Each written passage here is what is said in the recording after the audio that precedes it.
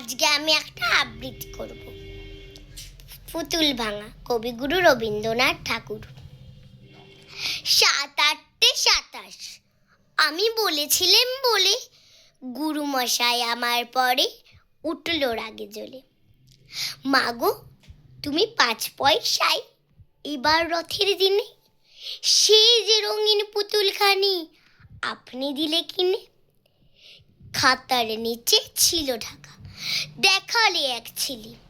গুরুমশাই রেগে মেগে ভেঙে দিলেন ফেলে।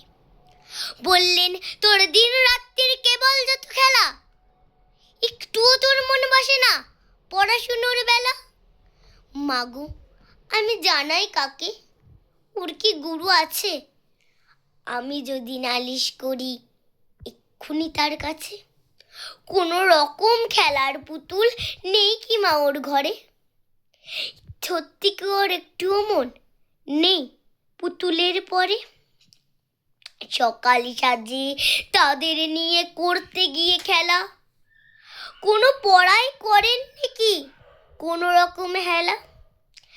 ওর যদি সেই পুতুল নিয়ে ভাঙেন কেহ রাগে, বল দেখি মা ওর মনে তা কেমন তর লাগে।